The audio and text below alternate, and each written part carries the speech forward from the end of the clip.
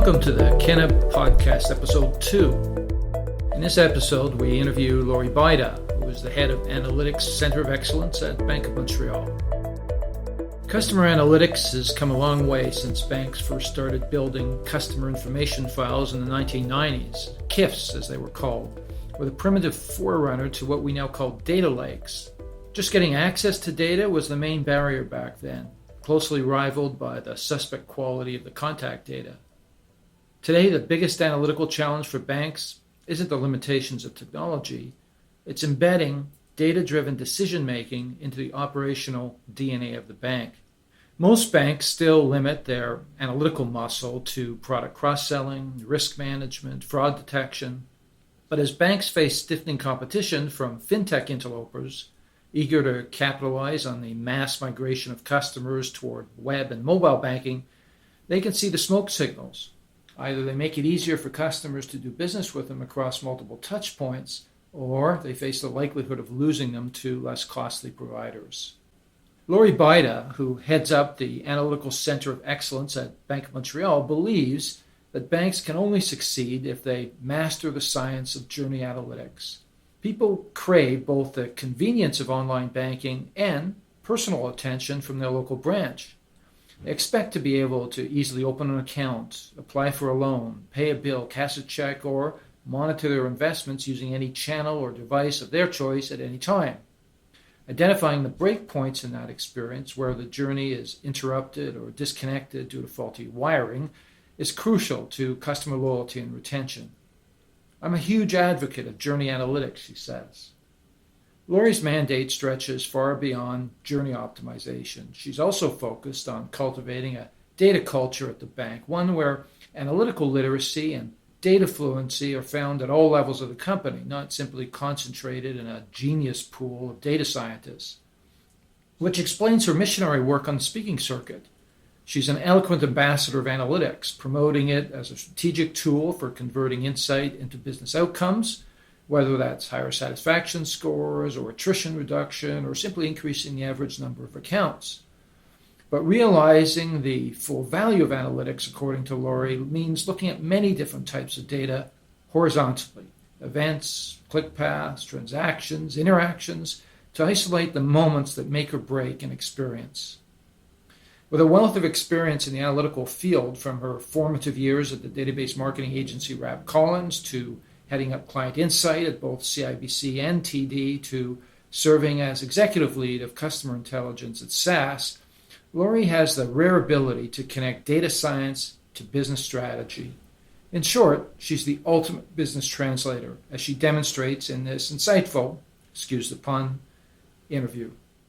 Lori, you're on the speaking circuit a lot. You make a point of getting out there and talking about the work that you're doing at Bank of Montreal. Maybe I could start by asking you just to provide a quick overview of your Center of Excellence that you run, and then as a secondary question, what motivates you to get out there and talk about the work you're doing? Not many companies are that open about what they're doing, especially in the area of analytics. Sure. Well, I think most definitely analytics is a core part of my work here, and sort of evangelizing the importance of analytics within our space. So it's definitely part of what we see as important, not only to attract others into our space, but to establish BMO as an analytical company and the way in which we work. And I think you know this as well as I do. It's very hard, obviously, to find talent in the space in which we're in. We compete globally, and there's very few people who do analytics generally. And so part of our goal in being out there is to share what it is that we're doing such that we can attract great analytics talent, because analytical people, from my experience having been in the space almost 25 years, love to work with other analytical minds. And if you create those environments where analytical talent can congregate, they love it. And so we are very much about doing that. And so I end up meeting a lot of people who are just interested in coming into the field, all the way through to mature folks who I can most definitely learn from, and make sure that we create a profile for ourselves in the community. And the Analytics Center of Excellence that BMO has, the best way I would think about it is, if you think of all of the core levers in a retail bank, the retail and commercial bank, that you could tug on for success for a customer or a shareholder, whether that's the risk that you want to play with, the risk and return levers like credit limits that you would extend at what price points, the different client experiences that you would focus on, the different client conversations that you would extend, and the order in which you would do that, where we would place people in a sales force, selling what solutions at what time in what markets. If you think of that kind of cocktail of levers that you would play with analytically, we've made a choice to put those all in one place because we recognize that there's interplay between them. And so the Analytics Center of Excellence is really a host of analytical talent that is all in one space who are devoted to being able to understand those levers and then apply varying types of analytics against them to be able to help our business partners succeed. Interesting. So you are effectively a service to various stakeholder groups and lines of business within the organization? Yeah, we've got a partnership model because we, unlike a service model where typically you would, and what I've seen, to be honest, because I've done research on this in my days at SAS, there's sort of three models that analytics teams can have. On the left-hand end of the spectrum, you could be a service provider. In the middle, you could be a consultancy, where you take your area of expertise and you apply it. So people come to you and you say, listen, I've got this business problem. What sort of analytical technique might you employ in order to best get at my problem? But at the other end of the spectrum, where core 23% of FIs tend to play and global firms, is where you could be a business driver. So you're using the data that you have access to find opportunity in data. And we're definitely in that space. And so the structure of our teams, even though we're a centralized group where we've got synergies and definite techniques that we employ that are standardized and methodologies where we can have opportunities for our analytics talent to congregate and come together, our metrics for the people that are in our team are aligned to that of our business partners. So we're compensated in a very similar way to business partners and we're devoted resources to those teams.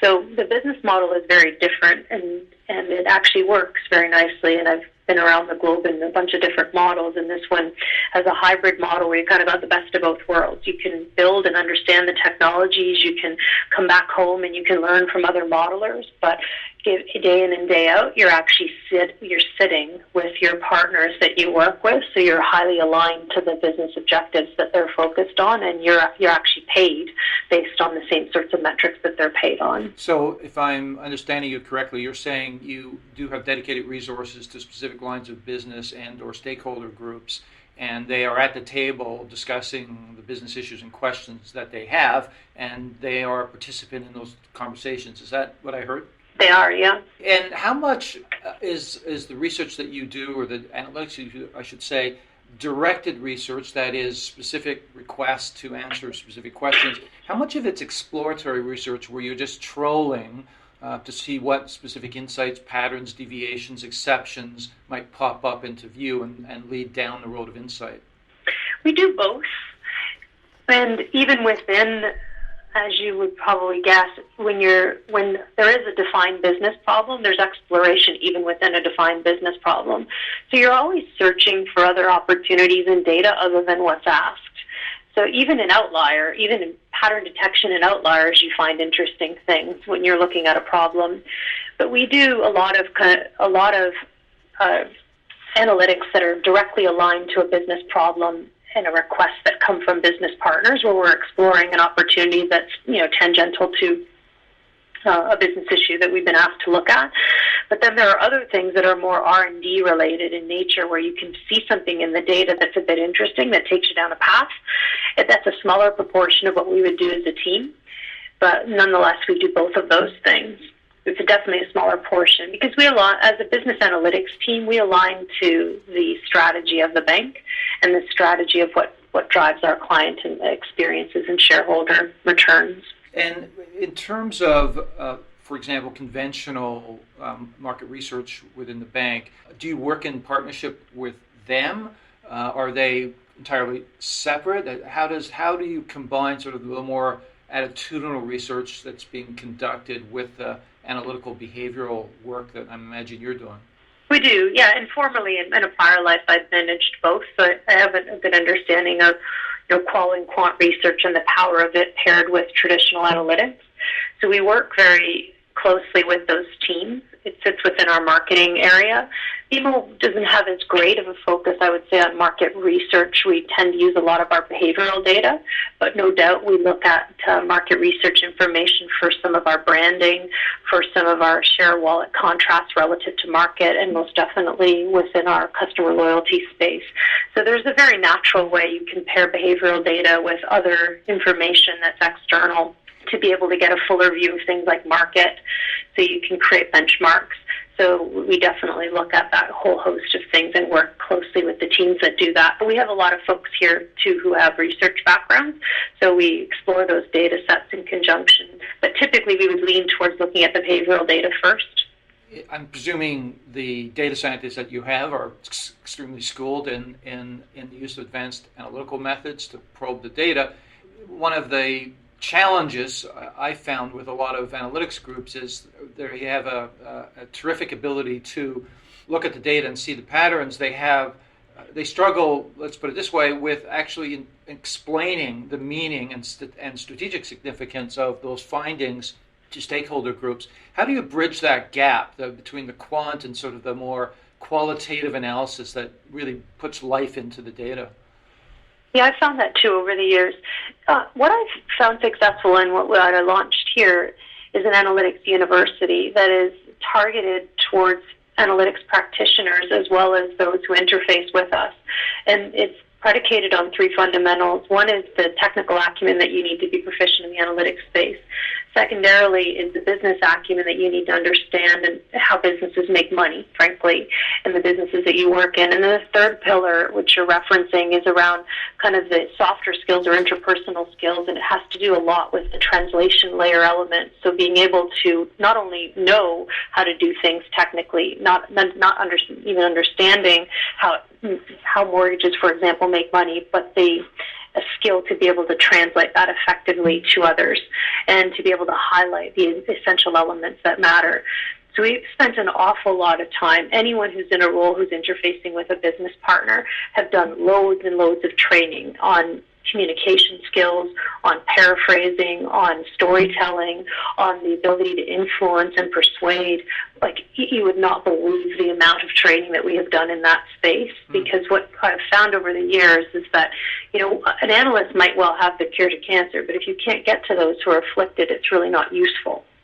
And it's an essential skill for any analyst today. And while visual analytical tools, as that veneer that's on the upper end, it makes the facilitation or display of analytics much easier than it had formerly been. All that said, you need to be in a situation where on the fly you can most simply make simple numbers and highlight what is really important to focus on, and that is a skill that one needs to learn.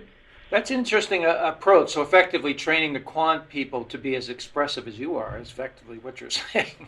Well, I found, too, even in the display of numbers, there are ways that you can do it that confuse, and then there are ways that you can do it where an eye will go towards the essential facts and data.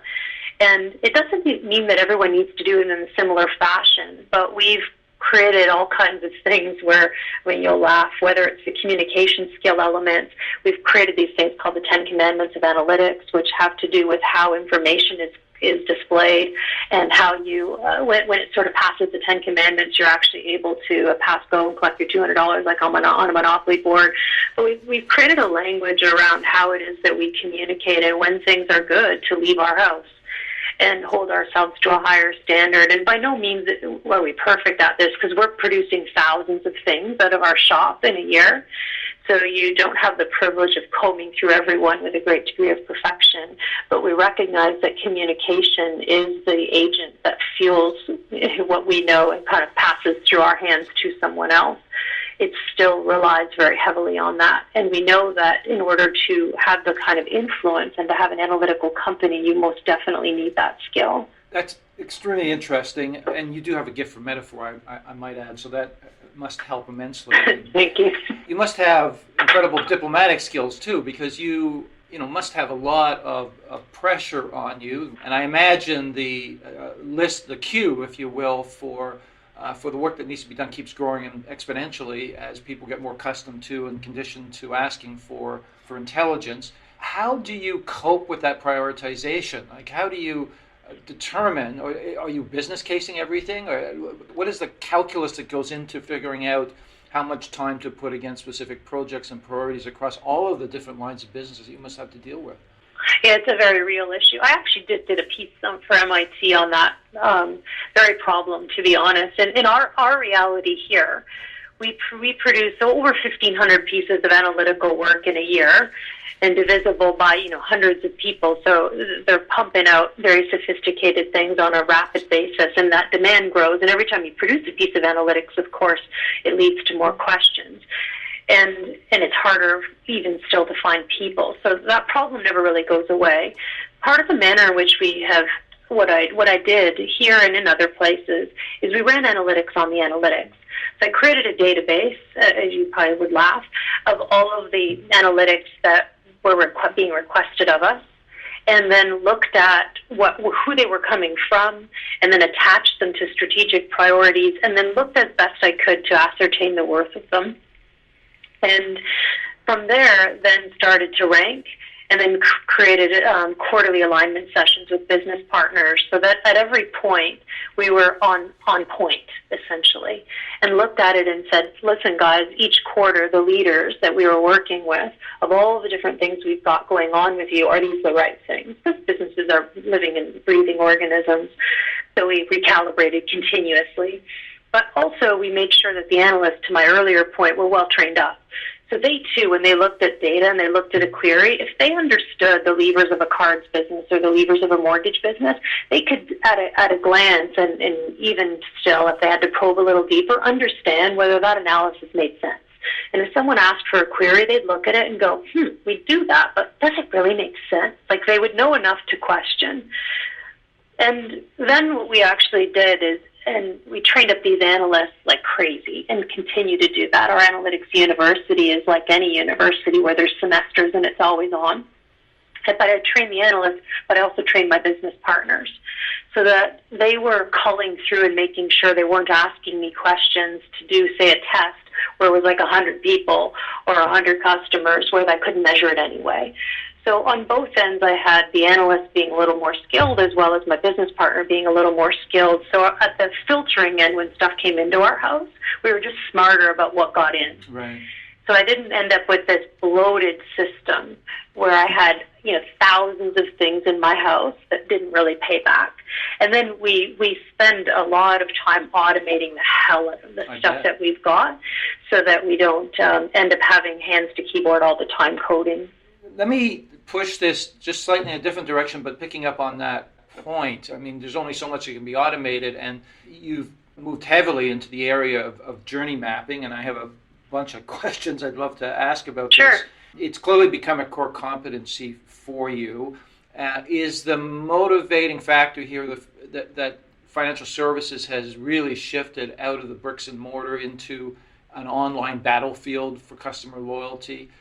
Is that the motivating factor here to ensure that experience is absolutely the ultimate experience that somebody can have with BMO?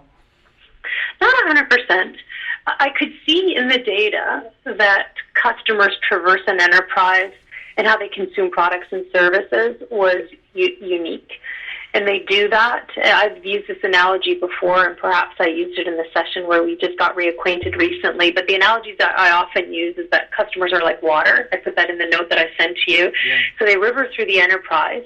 We build dams, like call it an onboarding dam, a sales and service process. But we build these dams and we intend for them to flow down it.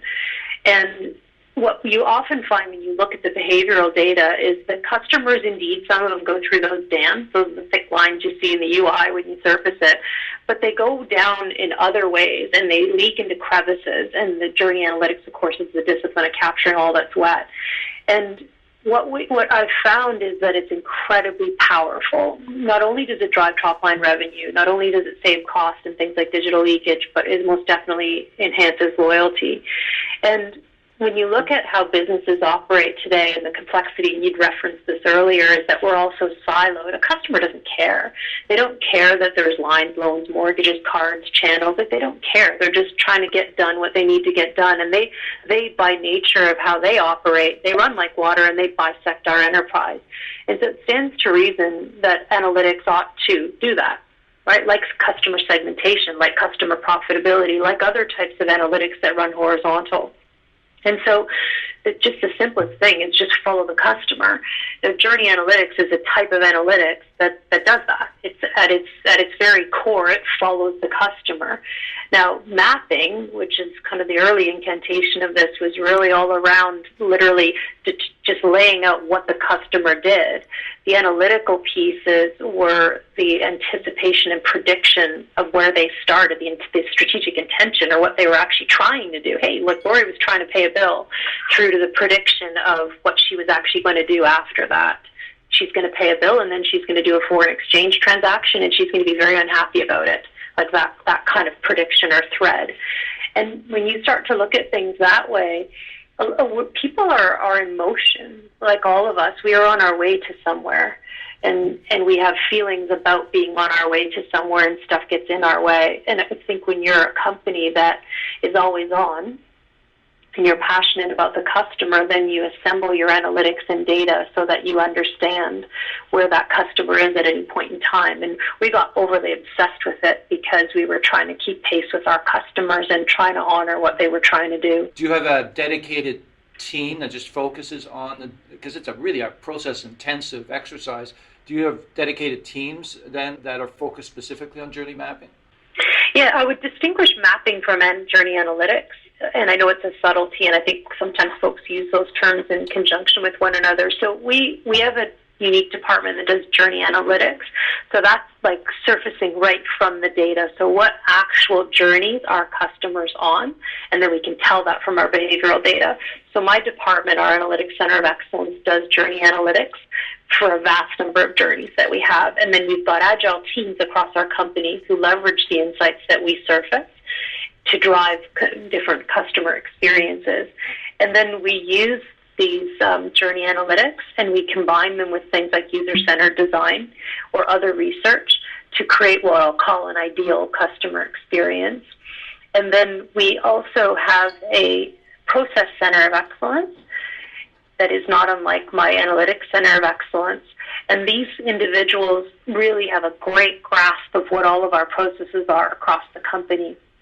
And what we'll do is when you have a particular journey, I'll call it, a customer's trying to pay a bill. Think of yourself trying to pay a bill. Yeah. It involves many different things. So if you're sitting at your couch at home and you're on your tablet, for example, and you're trying to pay your credit card bill, and then, you get interrupted and the pizza comes to your door, so you put your tablet down and your session time's out.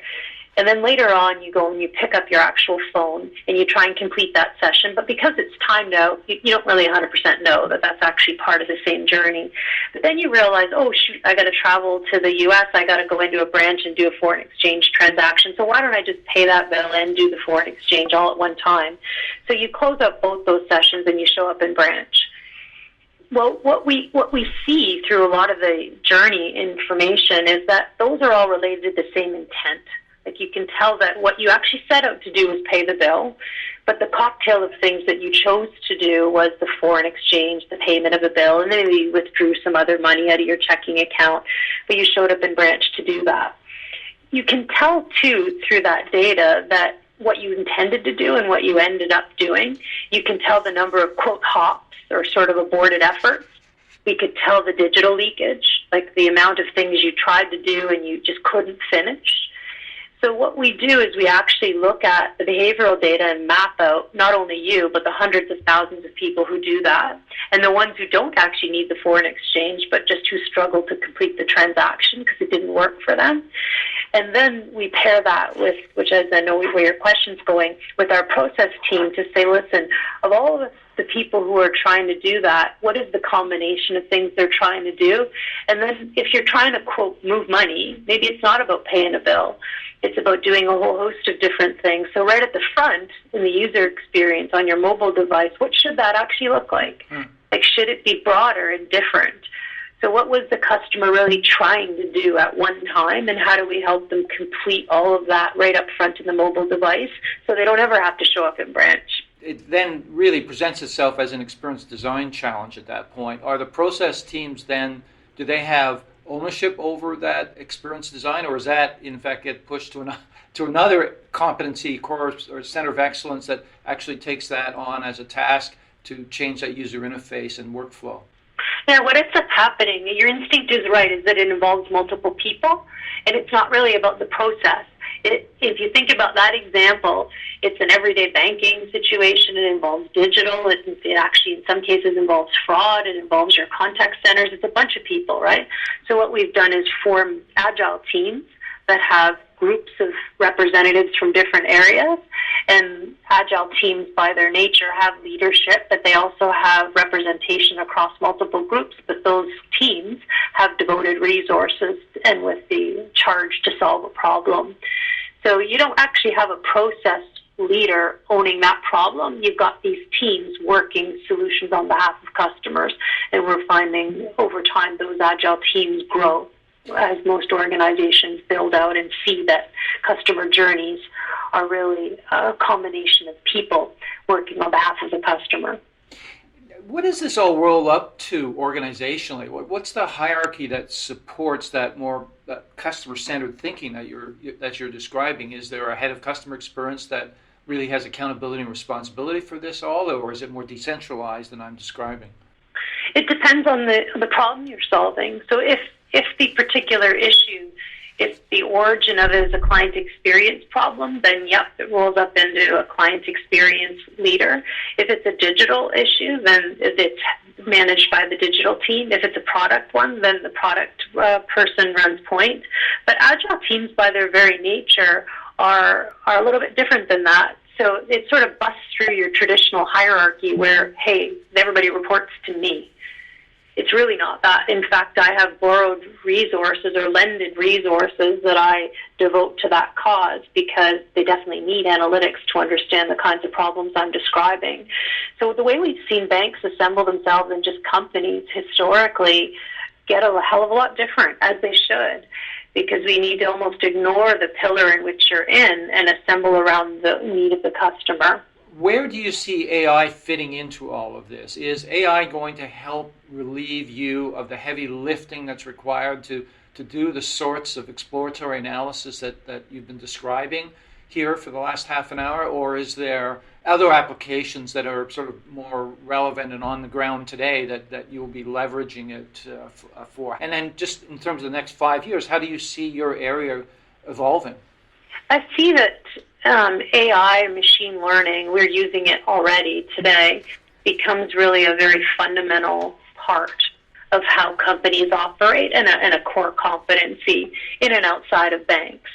And the types of sophisticated analytics that we're doing will only grow, and the ability to automate decisions and simplify how we operate will be essential.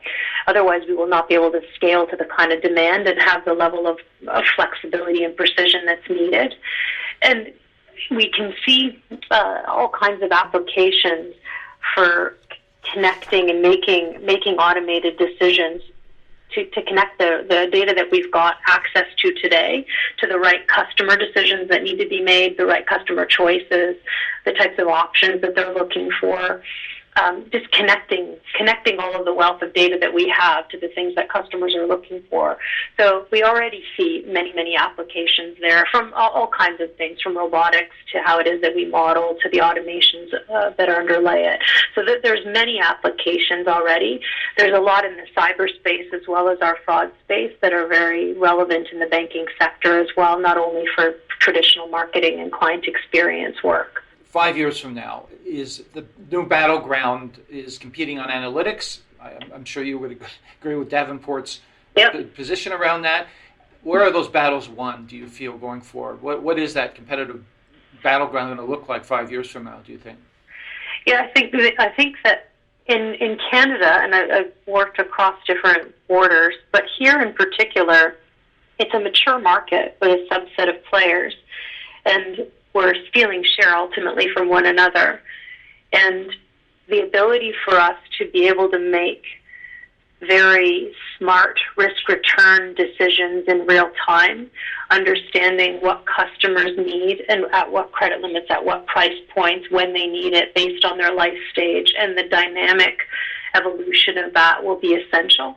To use our capital very wisely across all of our areas is essential. It's one of the dominant profit levers of the bank, and it's what customers are seeking.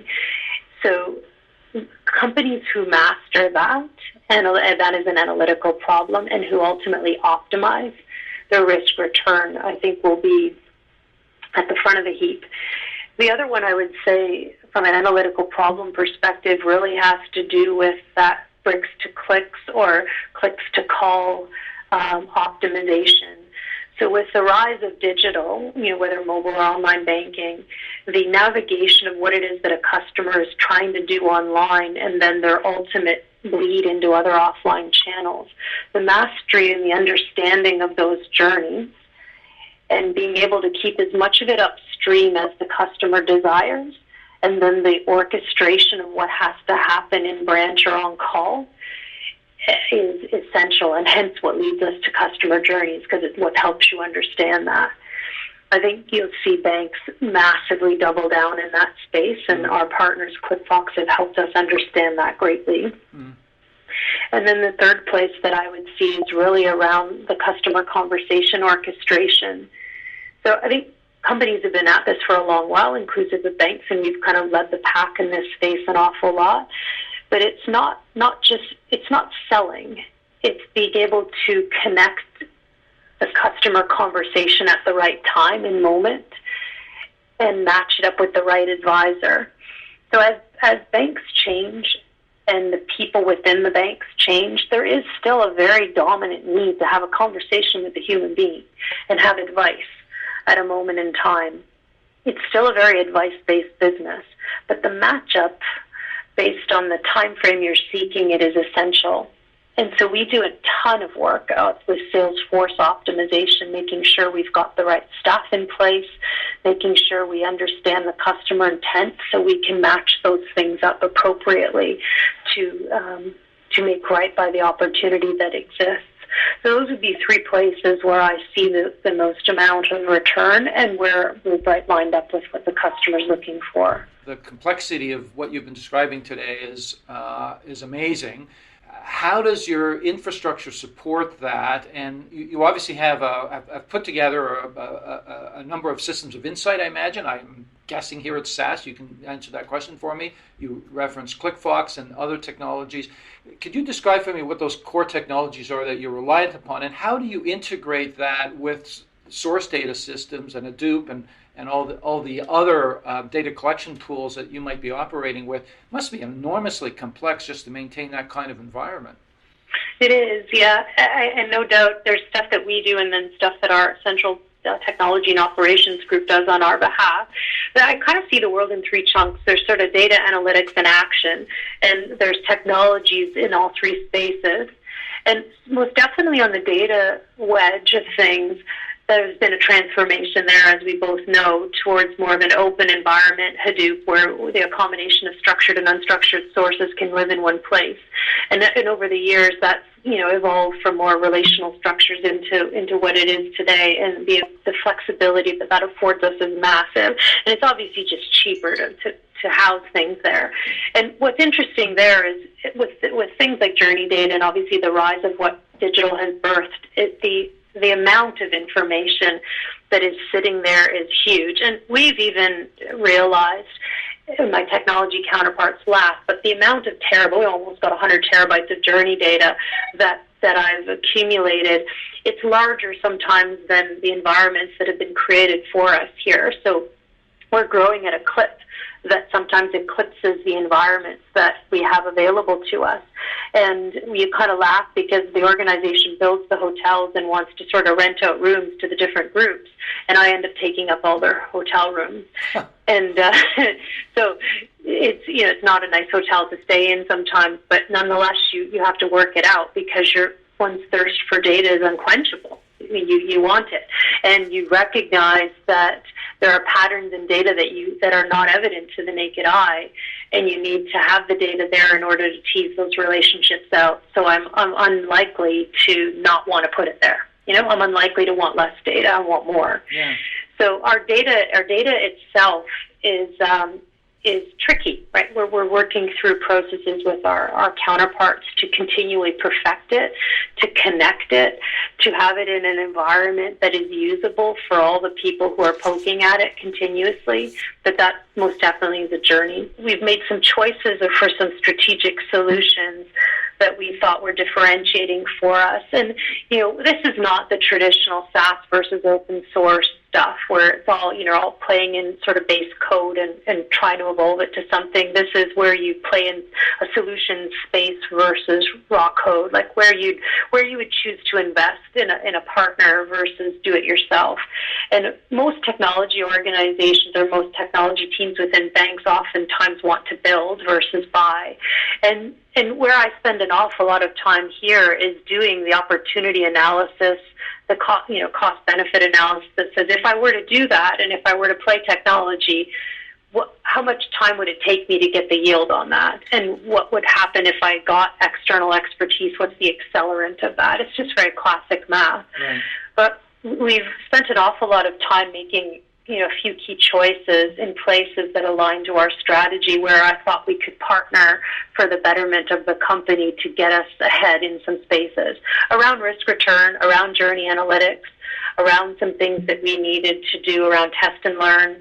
Those are some areas where I knew that we wanted to be better and different and stronger, and therefore chose some partners that could help us get there faster than we thought we could get there ourselves.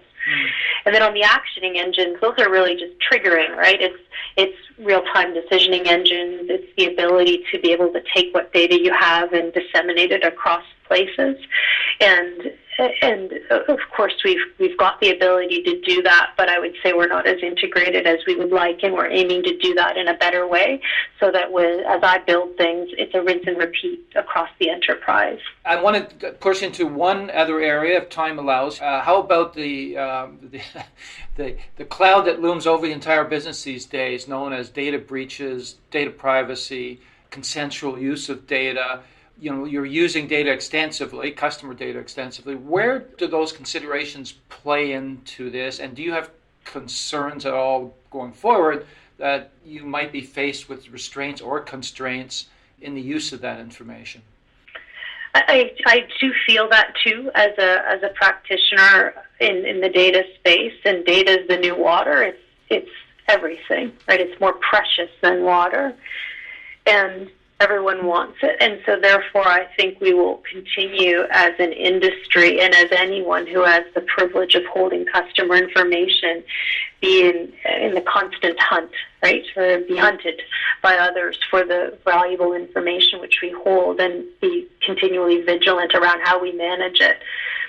We have very good data governance practices within our own organization, and continue to invest around how do we manage that information in a way that protects our customers.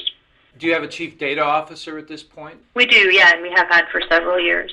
And that's I'm presuming, a close partnership that you would have with that individual. Absolutely. And there are governance principles that sit over top of our entire business. And I feel very comfortable that the manner in which data is managed in our organization is well thought through. And I think that some of the vigilance around that is smart. That is how we have to protect our information.